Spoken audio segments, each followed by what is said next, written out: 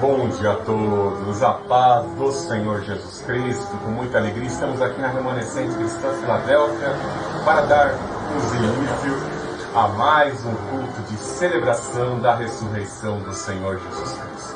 Com alegria, com gratidão e com satisfação, adoremos ao Senhor Jesus Cristo. Ele ressuscitou dentre os mortos. Por gentileza, todos abram suas Bíblias em Apocalipse, capítulo 3.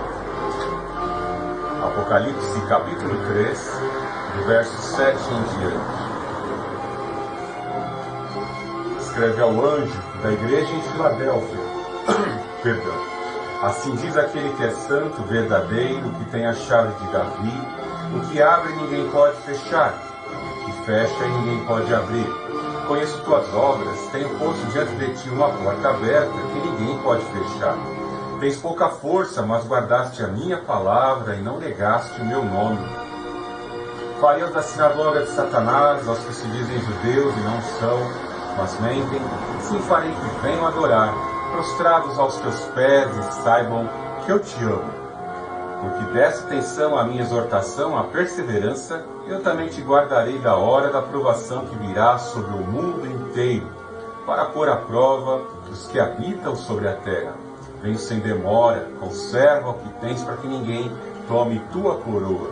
Farei do vencedor uma coluna no templo do meu Deus, de onde jamais sairá. Escreverei nele o nome do meu Deus, o nome da cidade do meu Deus, a nova Jerusalém, que desce do céu da parte do meu Deus, e também o meu novo nome. Quem tem ouvidos, ouça o que o Espírito diz às igrejas. Louvado seja o nome do Senhor Jesus Cristo por esse domingo, por estarmos aqui na presença do Senhor. Os judeus, em especial, nessa data estão celebrando aí a festa dos tabernáculos. Quando falamos em tabernáculos, nos lembramos de tendas. Durante uma semana, os judeus assim se lembram que eles peregrinaram 40 anos no deserto, sob a proteção, a provisão de Deus, e eles habitaram em tendas. Como nômades, habitaram em tendas. Tabernáculo também traz a ideia daquela tenda primitiva onde se realizavam as cerimônias do antigo concerto. Ou seja, a definição de tabernáculo é uma tenda portátil e que servia para a adoração ao Senhor Deus Altíssimo. Quando vamos mais a fundo na intenção de Deus, quando assim nos traçou ao seu povo judeu, a montar, a construir e assim confeccionar todos os utensílios do tabernáculo, nós vemos a intenção de Deus de habitar no meio do seu povo, de estar em harmonia no meio do seu povo. E essa harmonia envolvia um Deus perfeito se relacionando com um povo imperfeito. Esse povo imperfeito, entendendo que esse Deus é santo, esse Deus que habitou no meio deles, estava no meio deles, era um Deus santo, eles tinham que se sentir prazer em ser uma nação de sacerdotes, uma nação consagrada, uma nação que sente prazer em obedecer ao Senhor. O evangelista disse que aqueles que são verdadeiramente meus amigos são aqueles que me obedecem. Os que me amam, honram a minha palavra, são fiéis à minha palavra, são fiéis em obediência. Os verdadeiros adoradores adoram em espírito e em verdade, ou seja, estão em harmonia com o Espírito Santo e com a palavra que os santifica. O Senhor Jesus Cristo disse: vós já estáis santificados por meio da palavra. O princípio era o Verbo, e o Verbo era Deus, e o Verbo estava com Deus, e ele habitou entre nós. Quando vamos a fundo nas traduções do grego, vemos que esse Deus que criou todas as coisas, esse Deus que habita de eternidade a eternidade, juntamente com o Espírito Santo e com o Deus Altíssimo, assim a palavra viva, o Filho do Deus Altíssimo, tabernaculou entre nós, habitou entre nós, ele veio habitar conosco. Quão terrível é vermos em muitas músicas do mundo secular e até mesmo em filmes de entretenimento alguns personagens que expressam muito bem a contaminação luciferiana e mundana, declararem que este Deus, o Deus que nós servimos, nunca se importou com a humanidade. Se Ele criou, impondo uma certa interrogação, uma dúvida se verdadeiramente Deus criou alguma coisa, se Ele criou, Ele abandonou este mundo para que o homem assim perecesse na sua destruição. Veja que uma pessoa, para descrever isso numa letra de música ou num filme, num roteiro de um filme, não tem sentido para a vida. Quando vemos o Evangelho de João, João encostou a sua cabeça no peito de Jesus. João viu os sinais realizados pelo Filho de Deus em cumprimento às profecias de Isaías 61. Ele viu Deus habitando em natureza humana, o Senhor Jesus Cristo. E ele assim reproduziu as verdades trazidas por um Deus que assim expressava este amor do Deus Altíssimo, enviando o Filho para habitar entre nós. Os judeus celebram tabernáculos para se lembrar das grandes provisões. Todas as festas judaicas, de certa forma, as 7 principais instituídas por Deus no calendário religioso, estavam envolvidas com a festa das colheitas, para trazer a celebração do povo de um Deus bom, de um Deus todo-poderoso que envia chuvas temporãs e seródias para que haja provisões, para que houvessem fartas colheitas, para que o povo, nessas colheitas, na agropecuária, pudesse encontrar a sua subsistência. Deus prometeu abençoar o gado, Deus prometeu abençoar a terra, para que a terra produzisse o seu fruto. Deus prometeu uma terra para o seu povo, e a terra por onde Abraão peregrinou é terra da sua descendência até os dias de hoje. Nós servimos um Deus bom, e os judeus se lembram disso nas festas. Esse Deus bom que sempre proveu as nossas vidas. Quando olhamos para a condição financeira dos judeus espalhados pelos 4 cantos da terra, eu ainda não conheci um judeu pobre. Quando eu vejo as cédulas e o dinheiro que nós temos, em especial o dólar, eu já me lembro de Nathan Rothschild, né, que praticamente criaram essas figurinhas pelas quais nós efetuamos nossas transações e trocas. Ou seja, eu não conheço judeu pobre. Realmente, eles têm aquela promessa que está inserida na palavra de Deus ali em Joel capítulo 2, deles serem cabeça, deles não serem cauda, deles terem prosperidade, deles estarem na ponta, em ascensão no mundo. Nós vemos um Deus honrando a sua palavra, mesmo Israel não reconhecendo o Filho de Deus que tabernaculou, que habitou no meio de nós. Quão terrível é olharmos nos dias de hoje que algumas pessoas estão distantes desse Deus. Esse Deus já expressou o seu amor, esse Deus já ofereceu o resgate, esse Deus já ofereceu o ensinamento que orienta, o ensinamento que produz a salvação, já ofereceu o único sacrifício substitutivo que compensa, que aplaca a ira de Deus com relação aos pecados, e muitas pessoas têm resistido. Quando eu olho para o mundo, eu vejo que sistemas políticos, ideológicos, religiosos, todos esses sistemas assim organizados em nossa sociedade trazem uma ideia de Messias. A inveja do diabo é tanta com relação ao Filho de Deus que tabernaculou e habitou entre nós, o seu ciúme e a sua inveja são tamanhas que ele criou isso na política, que ele criou isso nas ideologias dos grupos, que ele criou essa ideia de messianismo em diversos setores. Até mesmo bens materiais, para muitas pessoas, se tornam ídolos. Até personagens de história em quadrinhos, como o Super-Homem, o Batman e tantos outros personagens, eles se passam por Messias. Isso mostra como o diabo ele é astuto e não perde tempo na sua arte de enganar. Quão terrível é, porque o ser humano, não conseguindo crer que o nosso Deus é invisível, mas que Ele é perceptível, a sua presença podemos sentir, e essa presença nós só podemos sentir se verdadeiramente permitirmos, porque o texto diz: eis que estou à porta e bato. Se alguém ouvir e abrir a porta, eu entrarei. Cearei com ele e ele comigo. Então, se a pessoa resiste e não quer o acesso do Senhor Jesus Cristo por livre escolha, ele aguarda longanimamente a espera de que aquela pessoa venha se arrepender e ser mais flexível à aceitação da palavra. Como eu disse, algumas pessoas são resistentes, elas, às vezes, por não entenderem que nós podemos perceber a presença do Senhor Jesus Cristo, e querem um Deus tangenciável, um Deus que eles possam apalpar, um Deus que eles possam colocar num pedestal e assim suplicar a esse Deus, um Deus imprimido no papel, um Deus construído numa copiadora CNC, um Deus que às vezes aparece num filme periódico, num seriado de TV, um Deus que pode efetuar transações de troca como dinheiro.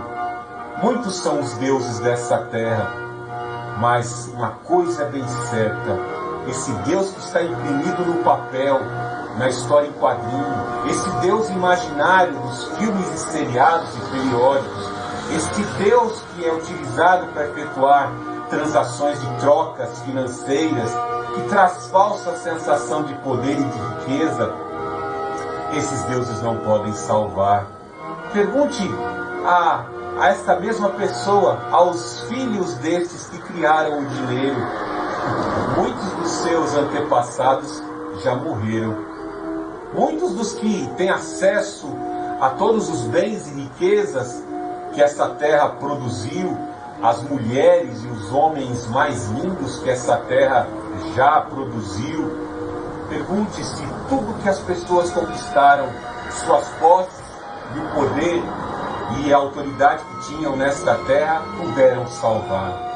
Uma coisa é bem certa: quão terrível é a pessoa não reconhecer as oportunidades que estão sendo concedidas.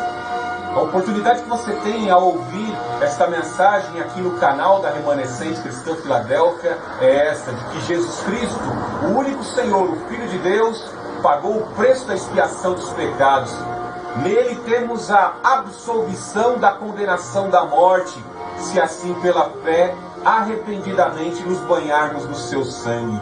Simplesmente pela fé, assim estaremos absolvidos. Quão terrível é não aproveitarmos e tomarmos posse desta palavra e resistirmos nos nossos pecados, nas nossas idolatrias. Veja os instantes finais de um homem. Vemos que 3 cruzes estavam sendo colocadas ali no Gólgota. Ao centro, o Filho de Deus. E ao lado, à direita e à esquerda, vemos 2 criminosos. Segundo o evangelista Mateus, os 2 murmuravam e blasfemavam.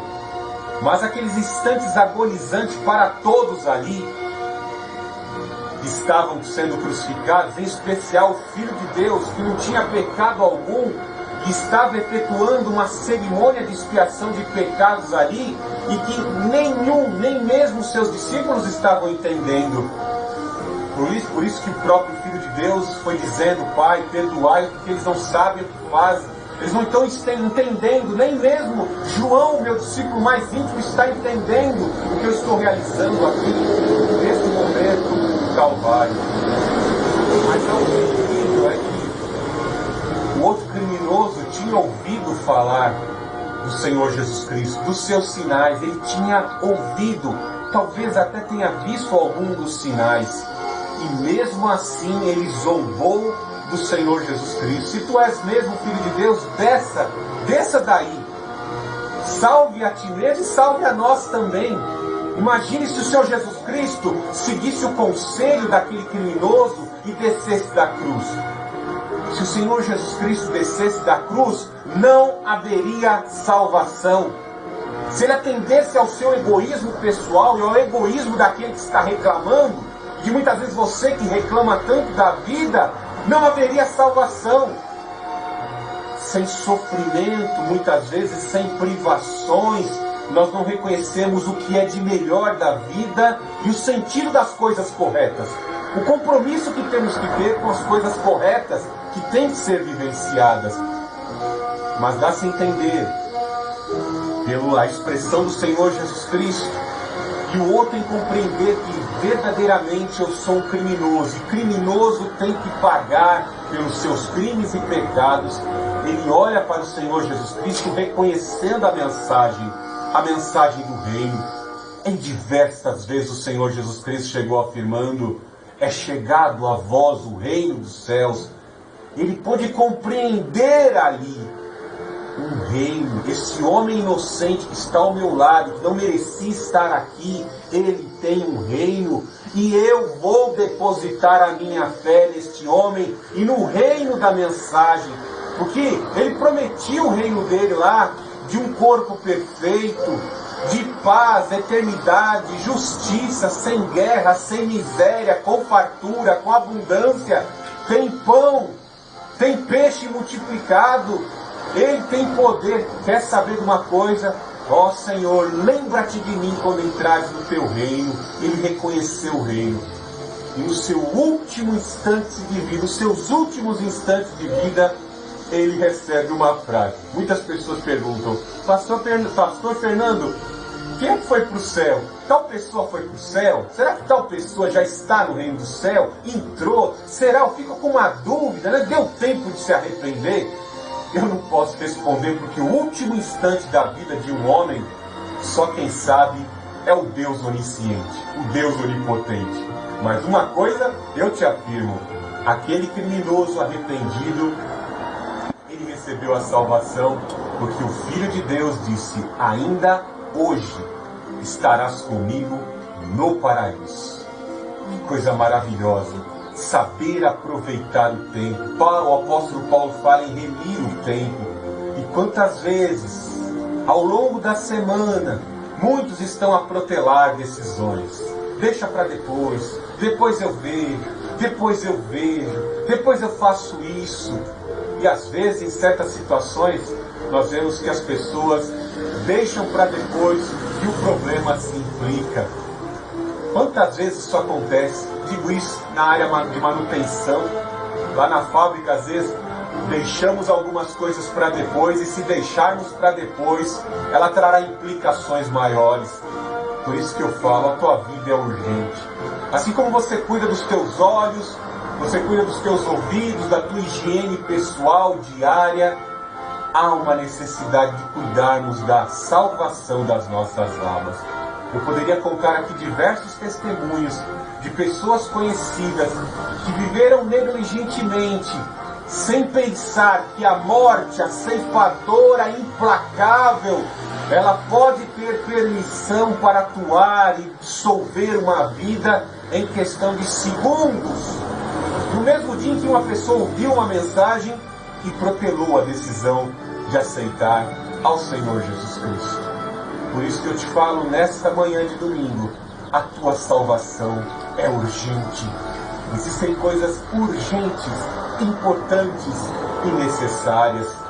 Nem só de pão viverá o homem, mas de toda a palavra que sai da boca de Deus. Quantas pessoas aqui nesta rua onde eu moro poderiam estar aqui frequentando a igreja, ouvindo a palavra de Deus, mas elas não abrem mão de um domingo pela manhã estarem servindo ao Senhor Jesus Cristo. Preferem fazer diversas coisas.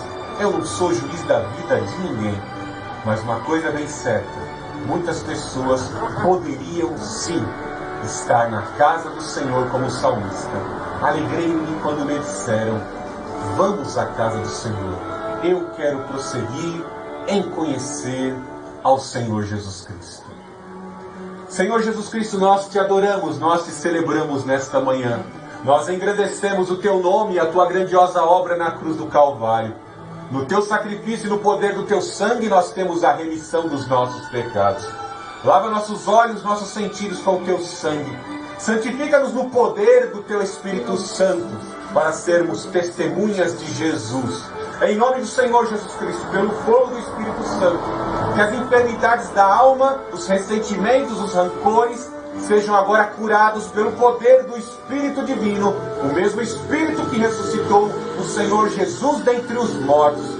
Manifesta-te, Espírito Santo, cura as feridas. Ó Santo Espírito, toma essas causas em tuas mãos. Que a amorosidade da justiça seja rompida pelo poder do advogado supremo, o Senhor Jesus Cristo, pelo Espírito intercessor. Ó Juiz Supremo, Deus Altíssimo, atua nessas causas. Vai curando de toda aflição, de toda angústia, de toda ansiedade, Senhor Jesus. E neste momento receba adoração, porque Tu és poderoso para operar milagres. Nós cremos e suplicamos. Manifesta-te, Espírito Santo. Glorifica o Senhor Jesus no coração da remanescente cristã Filadélfia, de todos os nossos ajudadores e de todos que nos assistem pela plataforma do YouTube. Em nome do Senhor Jesus Cristo, sela com fogo, Senhor Jesus. Cura e restaura para a Tua glória. Cumpre o Teu propósito divino. Em nome do Todo-Poderoso, nosso Senhor e Salvador, Jesus Cristo. Adore, celebre, exalte e engrandeça ao Senhor Jesus Cristo nesta manhã. Que Deus abençoe a tua vida.